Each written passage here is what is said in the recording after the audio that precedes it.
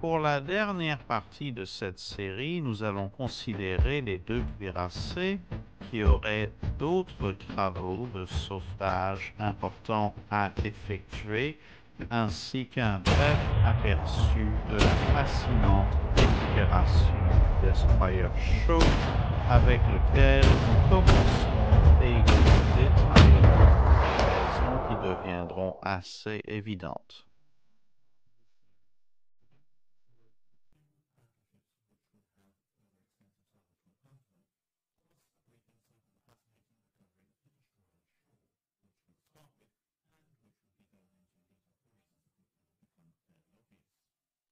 Après les attaques de Pearl Harbor, l'United States Ship Shaw présentait un spectacle plutôt désolant. Il avait été touché par 3 bombes, mises en feu, puis ses magasins avant avaient explosé. Elle n'était guère plus que les 2 tiers du navire qu'elle avait été autrefois, bien que, à la manière des destroyers à la volonté forte du monde entier, elle refusait obstinément de reconnaître ce fait et restait plutôt à flot, du moins pour un moment, bien que quelque peu plus bas dans l'eau et avec la majeure partie de la superstructure transformée en confetti. Ce qui restait de la proue tenait à peine en utilisant quelques morceaux de la coque inférieure. Comme elle bloquait en partie la récupération du dock flottant IFD-2, qui était bien sûr grandement nécessaire, les travaux sur la rive avaient commencé sérieusement presque immédiatement une fois les incendies éteints. Il a été découvert qu'entre-temps, alors que le dock sec s'était installé dans l'eau, ce qui restait de la proue s'était finalement détaché, ce qui a en fait quelque peu aidé la situation globale, car il n'y avait pas un poids mort de 150 tonnes attaché à l'avant du navire. Dans le reste du navire, les cloisons ont été rapidement renforcées, les trous ont été bouchés, des flotteurs de ponton ont été attachés et l'eau a été pompée. Avant Noël 1941, elle avait été remorquée et placée dans la zone de réparation de la base. Ces derniers canons de 5 pouces retirés pour réutilisation et réparation sérieuse entamée. Bien qu'elle soit officiellement répertoriée comme perdue, des esprits astucieux étaient déjà à l'œuvre pour essayer de comprendre comment ramener ce qui restait du navire aux États-Unis continentaux pour une restauration complète, et à la fin de l'année, Shaw était prévu pour un séjour dans le Dock Sec 2 avec un sous-marin afin de se faire poser une fausse proue. Les bords déchiquetés de la coque ont ainsi été coupés, et ce qui restait de sa superstructure de pont a également été enlevé. Elle a ensuite été remise à l'eau pour faire de la place à d'autres navires. La fausse proue a été abaissée en place pendant qu'elle était encore dans l'eau, puis soudée par points au navire. Un grand mât de trépied a été déposé en remplacement de la superstructure et un seul canon de 5 pouces récupéré du United States Ship Cassin a été placé en position médiane sur son navire. Le travail pouvait maintenant commencer pour terminer la soudure de la proue temporaire et rendre à nouveau le navire partiellement étanche. Pour cela, elle attendait le retour en service de IFD-2, le dock flottant, que sa détonation avait contribué à couler pas même quelques mois plus tôt. Shaw est entré dans le dock vers la fin de janvier 1942. Et dans la 2e semaine de février, les hommes travaillant dur sur les cuirassés de l'autre côté de la Manche ont été traités à la vue bizarre d'un demi-destroyer de taille réduite avec un mât surdimensionné guidé depuis un nid de pie à l'ancienne au sommet du dit mât et armé d'un seul canon de pont à mi-chemin se promenant autour du port. N'ayant réussi ni à couler, ni à susciter la colère d'un dieu de la mer offensé qui possédait un sens de l'esthétique, Shaw accosterait à côté de l'United States Ship Ward pendant la nuit, larguant les amarres après le déjeuner le lendemain et se dirigeant vers la mer, destination Mare et Iceland, le premier navire de la longue liste de l'unité de sauvetage à quitter Pearl Harbor. Elle reviendrait fin août, prête pour le combat, et malgré les dommages répétés subis pendant la guerre, elle irait jusqu'au bout du conflit. Alors, après un bref récit du premier navire que l'unité de sauvetage a réussi à remettre en service, qu'en est-il des 2 derniers sur lesquels ils ont travaillé? Comme mentionné précédemment, l'Oklahoma a presque fini à l'envers. La seule chose qui l'a empêché de se renverser complètement, c'est que la superstructure a heurté des couches plus fermes sous la boue qui constituait le fond du port, ce qui illustre à quel point l'ancrage était en réalité peu profond. Personne ne savait exactement à quel point elle avait été touchée. À part plusieurs rapports qui parlaient de torpilles qui non seulement ont fait des trous dans son flanc sous la ligne de flottaison, mais d'autres armes qui ont déchiré la coque supérieure au-dessus du système de protection alors que le navire gîtait. Il y avait aussi la question de beaucoup de composants lourds sur le navire qui n'avaient jamais été destinés à être à l'envers et qui avaient sans doute rompu et causé toutes sortes de dommages internes. Bien qu'elle fût un cuirassé standard et donc potentiellement utile si elle pouvait être récupérée, il était évident qu'elle aurait besoin de beaucoup plus de temps pour être sauvée et donc la priorité dans les premiers jours a été largement accordée aux navires pour lesquels un retour en service était beaucoup plus évident et en effet beaucoup plus rapide. Plusieurs mois se sont passés sans aucun travail sur le navire. Wallen a justifié cela comme suit. Ma raison de ne pas indiquer l'Oklahoma dans le programme à court terme est que son écriture risque de s'avérer un travail très étendu et je me demande si le sauvetage du navire justifie la diversion des talents d'ingénierie, des forces de travail et du matériel qui seraient nécessaires pour faire le travail.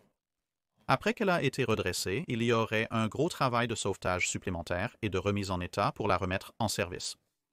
Je ne doute pas que cela puisse être fait, mais cela nécessiterait une année ou plus de temps, en plus du talent des forces de travail mentionnées.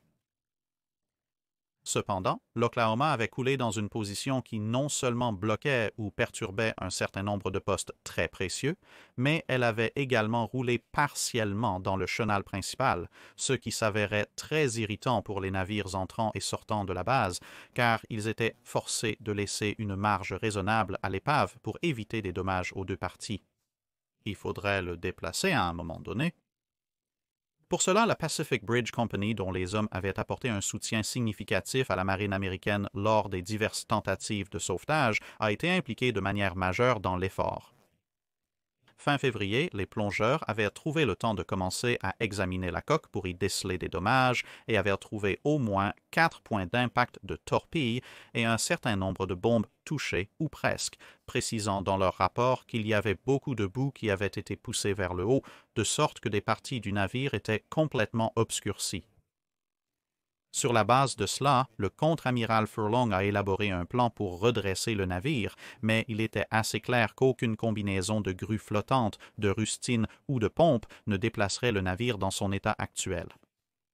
C'était un travail qui nécessitait soit une refonte significative du navire pour l'alléger, soit une force brute, pure et simple.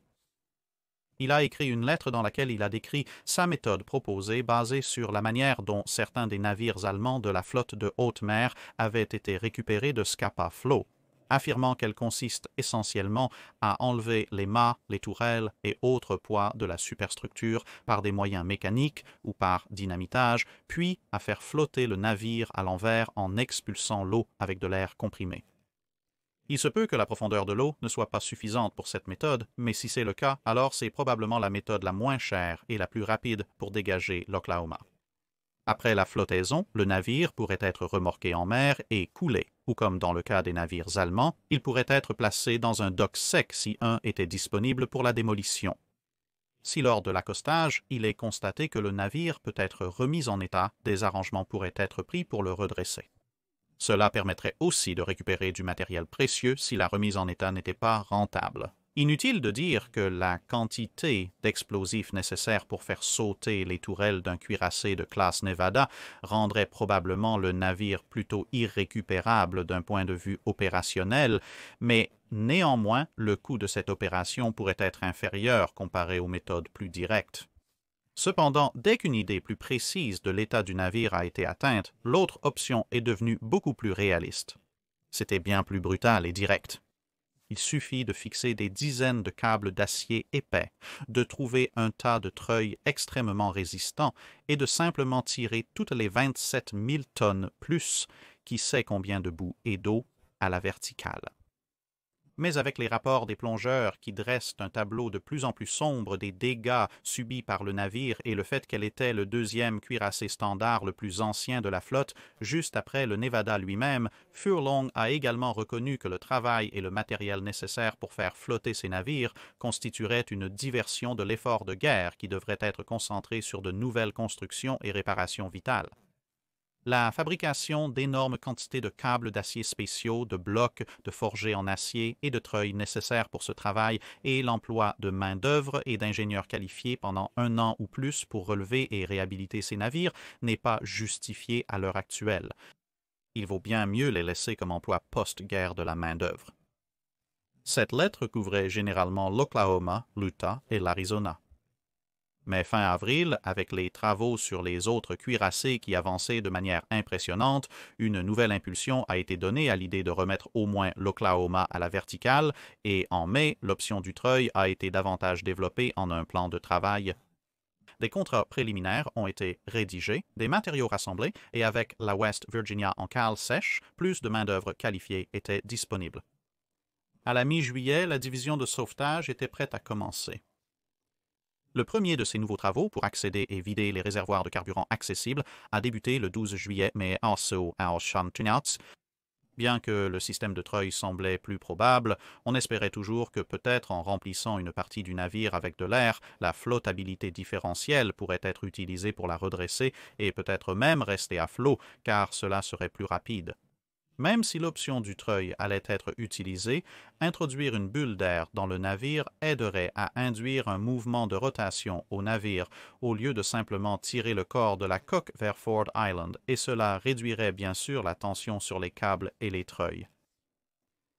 Cependant, ce n'était pas aussi simple que cela. La manière dont le navire se comporterait sous ces forces était une question de calcul intense et complexe, ainsi que de travaux d'investigation physique supplémentaires pour fournir les données nécessaires. Les plongeurs ont commencé un travail plus intense sur et dans le navire lui-même, ainsi qu'à prendre des échantillons du fond du port autour du navire pour voir quel type de résistance le fond marin pourrait offrir, à la fois en termes de libération de son emprise sur les structures supérieures et ce qu'il pourrait faire lorsque le navire commencerait à tourner. Les résultats étaient mitigés. La majeure partie de la partie avant du navire reposait dans la même boue presque liquide qui avait tenté d'engloutir la Californie, mais plus loin, les conditions changeaient pour un mélange d'argile et de corail qui empêchait le navire de descendre davantage et, plus crucial, devrait également fournir une bonne quantité de friction, ce qui signifierait que tous les câbles tirant sur le navire depuis Ford Island seraient plus susceptibles de renverser le navire alors qu'il traînait sur le fond et donc espérons obtenir le navire droit par opposition à simplement tirer le navire à travers le fond marin vers eux. Il y avait cependant un risque majeur si le redressement du navire n'était pas un mouvement doux et régulier et que la proue s'enfonçait, alors le navire pourrait glisser du plateau d'argile et de corail et couler irrémédiablement dans la boue liquide plus douce à son avant. La majorité du travail de sauvetage sur les navires qui pouvaient être remis en service en temps utile ayant été achevé, Wallin a été envoyé à d'autres tâches à la fin de juillet, ayant ramené la plupart des cuirassés de la flotte du Pacifique à la surface et en toute sécurité au port. Après quelques changements rapides, la responsabilité a finalement été confiée au commandant Whittaker qui a pris les choses en main à partir de ce point. Les plongeurs ont commencé de longs et dangereux voyages à l'intérieur du navire pour ouvrir et fermer diverses écoutilles, reconfigurant la structure interne du navire de sorte qu'un certain nombre de zones non endommagées ont été effectivement transformées en grands volumes de réception pour les bulles d'air qui seraient pompées à l'intérieur. Pendant que le navire était à quai, les bases de nombreux treuils ont commencé à être installées et des réservoirs de pontons supplémentaires ont été préparés pour être attachés au navire afin d'aider à créer de la flottabilité. La disposition des écoutilles et des portes était cruciale. Aucune écoutille ou porte donnant accès aux zones endommagées du navire ne pouvait rester ouverte, car sinon l'air s'échapperait simplement par les fissures et les déchirures de la coque. D'autre part, toute écoutille, cloison ou porte laissée fermée à l'intérieur des volumes de poches d'air désignés inhiberait la propagation de l'air et pourrait laisser des compartiments simples ou multiples remplis d'eau, ce qui réduirait l'efficacité de l'effort de soufflage d'air. Ce travail prendrait un temps considérable.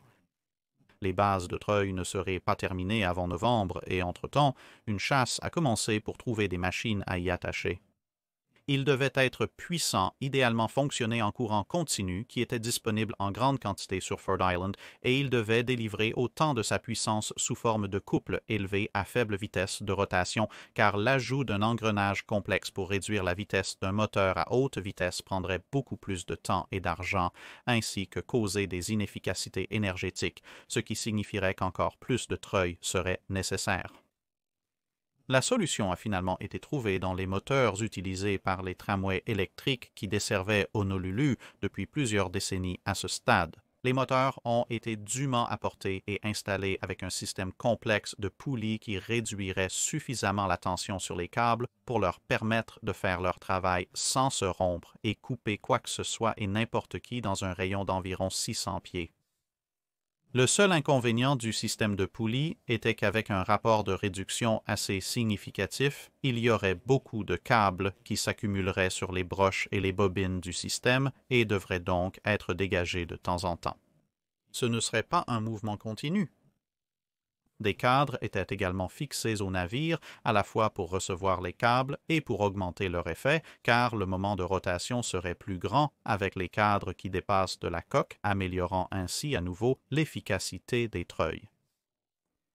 En décembre, les treuils étaient presque prêts, et avec une station de contrôle équipée de matériel permettant de contrôler indépendamment la vitesse de chaque treuil, le premier anniversaire de l'attaque passa et le moment approchait rapidement pour remettre l'Oklahoma à la verticale. Des poids accessibles, comme les vis, ont été retirés du navire et le 1er janvier 1943 a vu la fin des installations à terre et à bord du navire. Février a vu les câbles commencer à courir du navire à la côte et le 8 mars, tout était prêt et correct. Ce matin-là, les treuils ont commencé à tourner sous le regard attentif de l'amiral Nimitz, venu observer le travail. Lentement, très lentement, le navire a commencé à bouger. Inévitablement, sous la contrainte, diverses parties ont commencé à céder et après plus d'une demi-journée de halage, l'enroulement a été arrêté pour permettre des réparations et pour draguer la vase et la boue qui avaient été poussées par le mouvement de la coque du navire. Le jour suivant, l'enroulement a recommencé et puis une fois de plus, les boulons ont commencé à céder, donc le travail a été interrompu après quelques heures pour d'autres réparations et renforcements. Avec tous les câbles sous tension, c'était une opération particulièrement délicate, et donc ce n'est que le 17e que ce travail a été achevé, et une autre journée de halage verrait le navire, presque sur le point d'être presque sur son côté, et ensuite, au cours des 2 prochains jours, alors que le fil qui avait été tiré était dégagé des broches et que les moteurs redémarraient, le navire a dépassé les 90 degrés, se stabilisant finalement à une liste de 70 degrés. Ici, le travail s'interromprait à nouveau pendant que des jets d'eau nettoyaient la boue sur les parties visibles du navire et une grande partie de la structure soutenant les fils qui avaient été attachés aux côtés du navire a dû être retirée car ce qui avait été nécessaire pour fournir le grand moment de rotation auparavant forçait presque maintenant les fils sous l'eau puisque le navire avait maintenant tourné et ses cadres étaient pratiquement à l'horizontale. Le 20e jour, le navire avait dépassé 45 degrés et maintenant un processus plus délicat de la dernière écriture pouvait commencer. Les fils ont dû être déplacés vers des zones plus hautes sur le navire, un par un, pendant que le reste d'entre eux supportait la tension. Des pompes ont été amenées pour vider davantage le navire et plus de matériel lâche, à la fois des parties du navire et de la boue, ont été enlevés. De petites tractions se poursuivraient au cours des 7 prochaines semaines, avec le West Virginia partant pour Puget Sound en plein milieu du processus jusqu'à ce que, enfin, à la mi-juin, le navire se retrouve avec une simple inclinaison de 2 degrés. Maintenant, on pouvait voir la véritable étendue des horribles dégâts sur le côté bâbord, et les hommes bien entraînés de l'équipe de sauvetage se préparaient à installer d'énormes rustines. Le travail ressemblait désormais à celui effectué pour le West Virginia. Les pompes ont été mises en marche en décembre pour commencer à dégager le navire, ce qui signifiait bien sûr un autre tour de nettoyage de la boue et des débris pont par pont à mesure que le niveau de l'eau baissait. D'une part, sachant que le navire ne retournerait pas en service à ce stade, le nettoyage n'avait pas besoin d'être aussi complet et minutieux qu'il l'avait été sur le California, le West Virginia, le Tennessee et d'autres navires. D'autre part, après 1 an et demi sous l'eau, cela signifiait que le sauvetage des 400 hommes qui avaient coulé avec le navire n'était plus une question de récupération de corps distincts, mais plutôt de pêche de ossements dispersés au hasard dans la boue. Au fur et à mesure que le pompage se poursuivait, d'autres petites fuites étaient identifiées et réparées, et finalement, le 3 novembre 1943, le navire flottait à nouveau. Des préparations provisoires ont maintenant été faites pour l'amener dans le Dock Sec 4 qui était maintenant terminé, malgré le fait qu'il n'était qu'un projet futur lorsque le navire avait coulé, bien qu'une série de tragédies ait fini par coûter la vie de 3 hommes et 2 plongeurs en l'espace de quelques semaines, triplant ainsi le nombre de décès liés au sauvetage dans l'ensemble de l'opération en un seul coup. Après un travail minutieux pour dégager la voie pour la coque fragile, l'Oklahoma a été guidé le long du canal le 28 décembre 1943 avec seulement 2 pieds et demi de dégagement par rapport au fond, atterrissant en toute sécurité pour les travaux de réparation qui seraient nécessaires pour la rendre étanche et ainsi pouvoir être stockée à l'écart jusqu'à ce qu'elle puisse être vendue pour la ferraille. En se dirigeant vers l'Utah, la situation en janvier 1942 était encore moins urgente qu'en Oklahoma. Bien qu'elle ait occupé une place d'amarrage utile, elle n'était pas aussi critique que celle de la rangée des cuirassés. Et elle n'en bloquait pas autant, donc à part récupérer une partie des munitions anti-aériennes à bord, il y avait peu de valeur autre que la ferraille dans la coque maintenant qu'elle avait été coulée. En conséquence, aucun des plongeurs précieux qui avaient travaillé sur les autres navires n'était même descendu pour évaluer les dégâts ou même comment le navire reposait au fond du port. Ce travail commencerait finalement à la mi-janvier avec pour objectif principal de s'assurer que le navire était suffisamment stable pour le sauvetage susmentionné des munitions de 5 pouces, comme mentionné dans les vidéos précédentes. Ils ont constaté que le navire était bien posé sur le fond marin solide, permettant de démarrer les travaux d'accès au magasin. Durant la plupart de 1942, la principale contribution de l'Utah aux opérations de sauvetage fut en réalité apportée par son groupe d'ordonnance.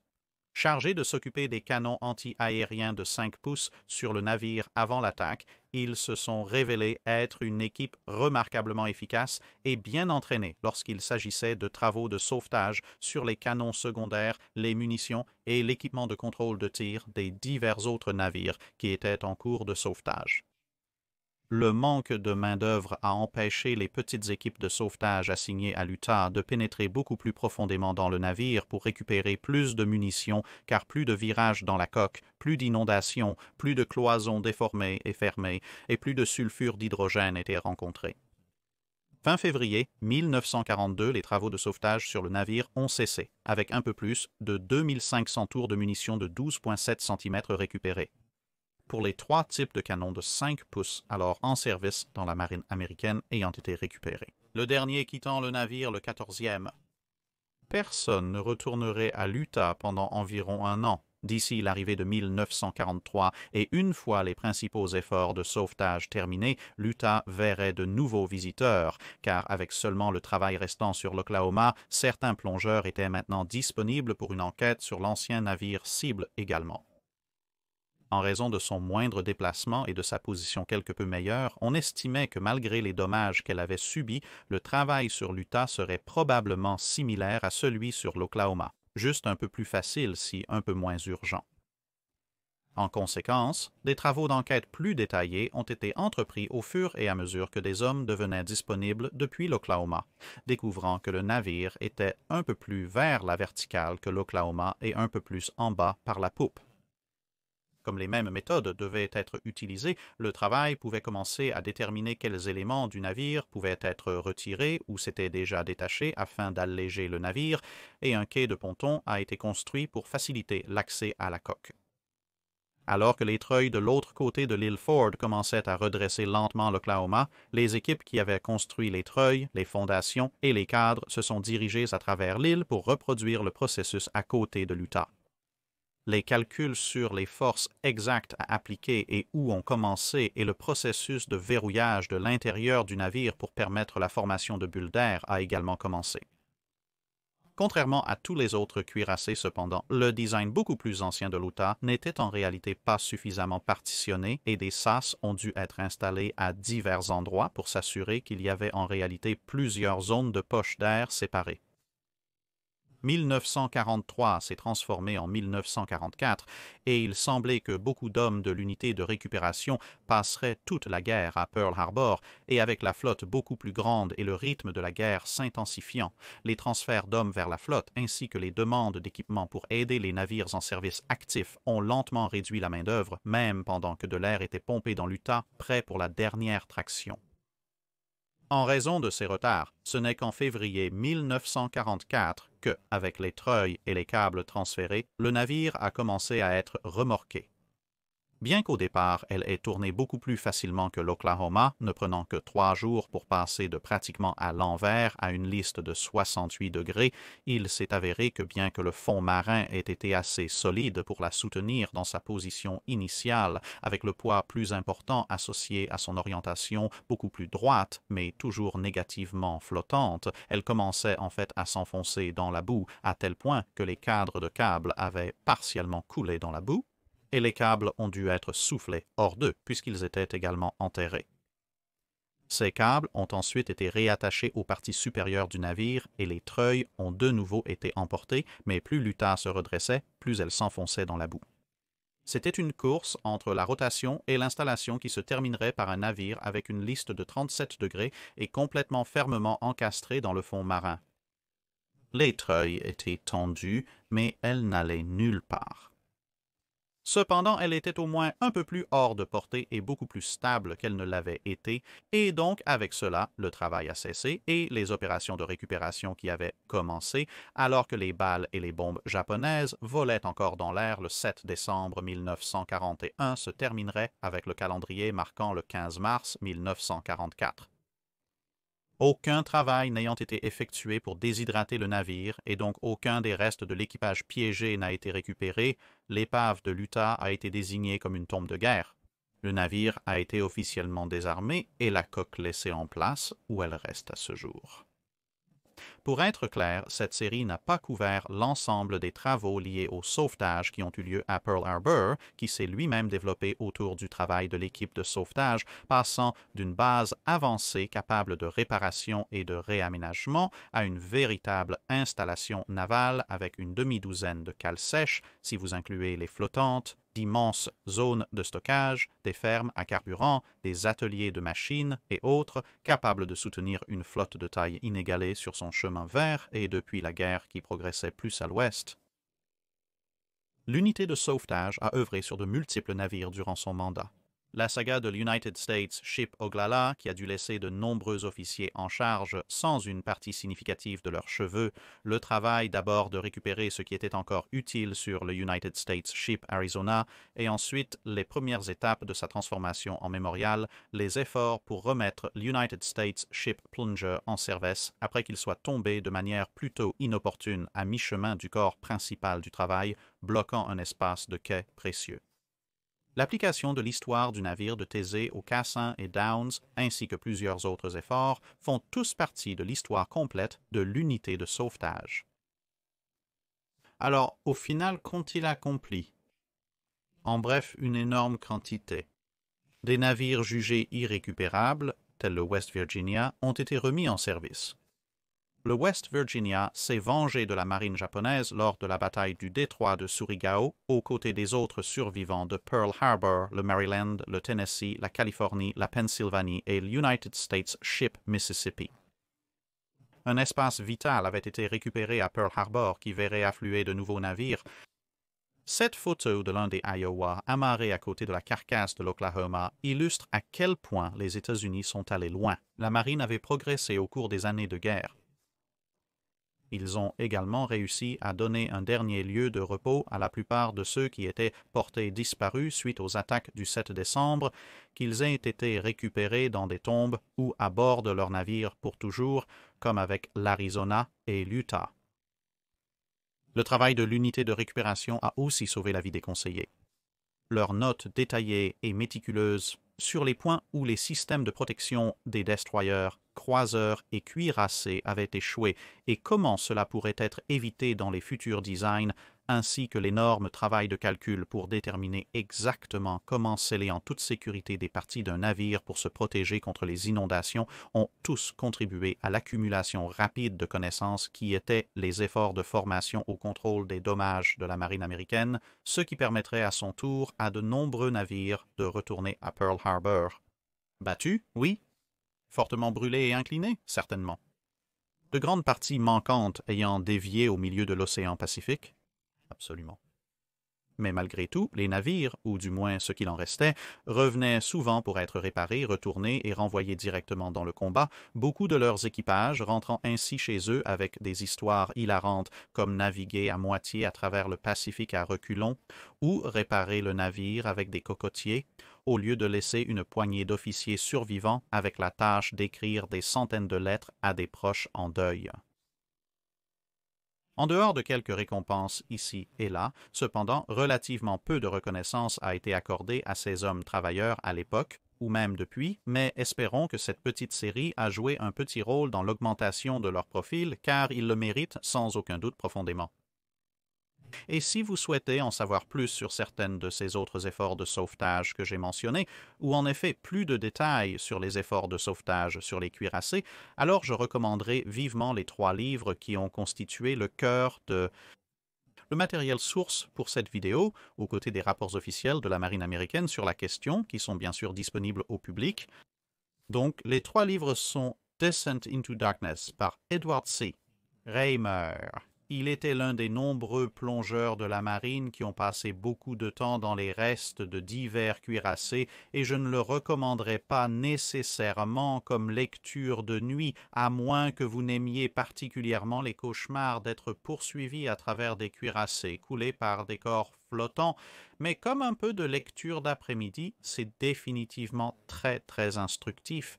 Il y a aussi Résurrection, le sauvetage de la flotte de bataille à Pearl Harbor par Daniel Madstone, qui passe en revue les efforts de sauvetage sur tous les différents navires et les différentes raisons pour lesquelles certains navires ont été sauvés avant d'autres. Et c'est certainement une excellente lecture.